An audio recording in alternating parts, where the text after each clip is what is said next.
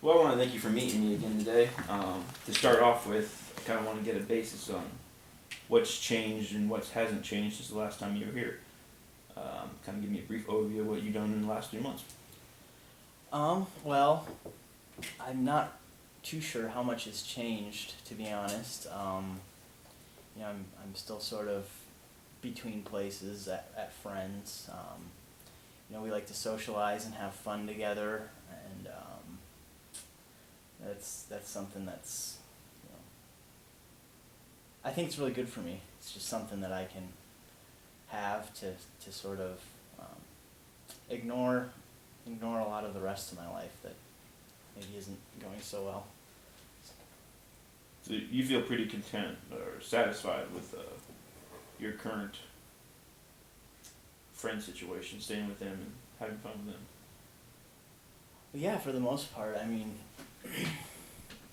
they give me an outlet to express myself and to sort of be free and have fun, and those are all things that really mean a lot to me.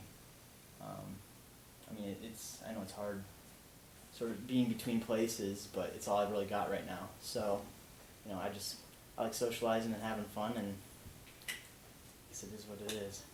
Okay, now you said free, and I remember that was something we really touched upon our first time. Is that something that's very valuable, very important to you? Freedom? Yeah, I'd say it's one of the most important things to me, being able to, just come and go as I please, and hang out with who I want. Um, yeah, having a certain degree of freedom is probably the most important thing for me. I would say just being able to have fun. Okay, and given your previous arrest from drug abuse or drug charges or whatever that was, um, how sustainable do you think that freedom will be? Like, let's say if you end up in jail. Well, yeah, I guess jail's a place where freedom isn't really for anyone. It's the lack of freedom, I guess you might say, in jail. So yeah, I guess I'm not too sure how all that adds up, but um, I guess I just want to experience fun and freedom while I can, with my friends, and just say sort of screw everything else. Okay, well, I get that freedom's important to you, and so is socializing and having fun and having good friends. Um, what steps can you take to maintain that kind of friendship and lifestyle while also maintaining your freedom and staying out of jail? Um, I'm not. I guess I'm not too sure. I mean, my friends and I sometimes we go pretty hard, with the partying and all of that. So I don't. I don't know. It's hard to see myself stopping, but I guess at the same time, if I don't, I need to take some sorts of steps to um, mitigate that sort of lifestyle. I've gotten in trouble a few times, but again, it's like all I've really got, my friends and the fun that we have together. I guess I can see why. Sort of see why I would need to stop having as much fun, I guess you'd say. Okay, I can hear that you kind of want to take the general steps, but can you be more specific on like, give me like what's the first step you could possibly do, you could take to stay out of jail? Well, when I'm with my friends, we like I said, we party a lot. So, but at the same time, I live with them. So, I don't know if maybe trying to get a job so I can maybe get my own place and not have to rely on my friends so much might be a first step toward not partying with them quite so much. That's good. How have you taken any steps towards finding a job, or is that just something that's coming to you now? Yeah, to be honest, it's just sort of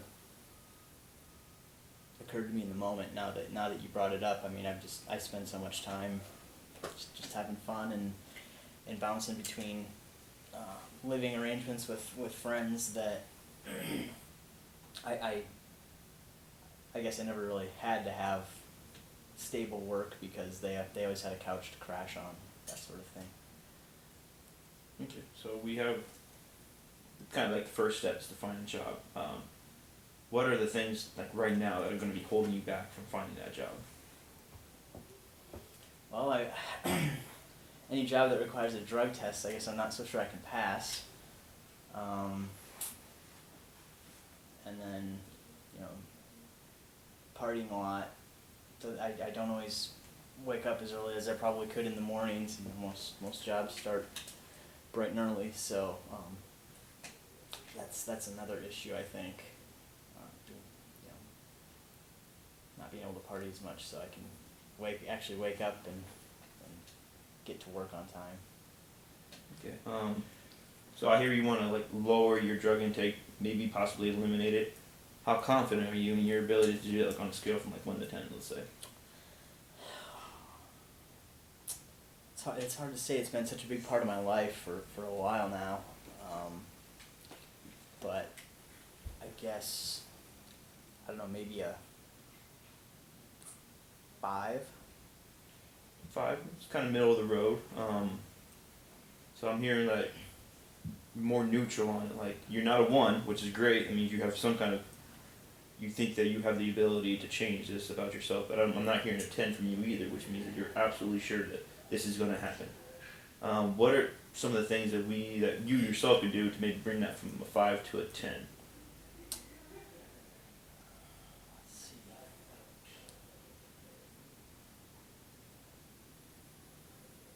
Yeah, like I said, it's hard to envision myself not partying. It's sort of my outlet. I mean, I haven't really had a home since I've been like 15 or 16, and my relationship with my father's not very good. He sort of treated me like shit, so I just try to use my partying and socializing to forget about that sort of stuff, and the fact that I don't really have a home. So I'd have to probably find some way to deal with those issues outside of partying and drinking and socializing with my friends to be able to move it up from a 5 closer to a 10, I think. So maybe come to terms with what's happened in the past is something that would help you move forward. Yeah, I think that's right.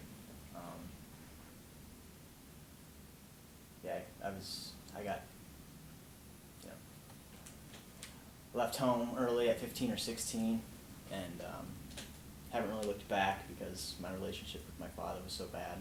So I think that sounds right. That was something you covered in our first meeting, was you leaving at a young age because you felt your father was taking advantage of you. Are you comfortable elaborating more on that, or would you rather us stay away from it? I think maybe I could just leave that alone. I don't really like the guy at all, and probably just leave it at that, I think. Okay, so we've identified that you want a job. In order to get that job, you kind of have to quit drugs. And to quit drugs, you feel semi-confident about it, but not wholly confident on it.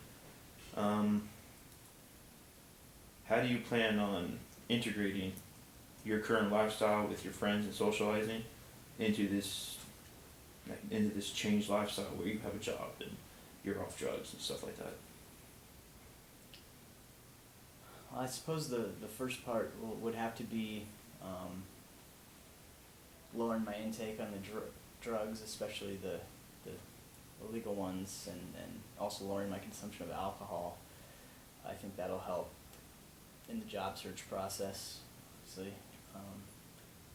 And once I can maybe get the ball rolling on that, maybe I can secure some employment and eventually find my own place.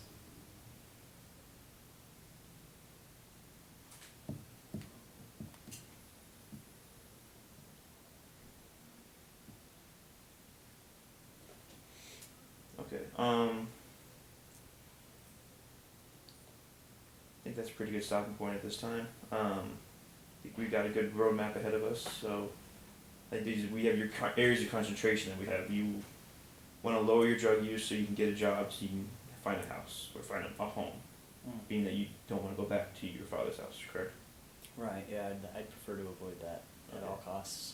Well, I think you have some clear direction for the next couple of months, and I'd love to see you again, so we can get a good judge on that. Thanks for coming in. Thanks a lot.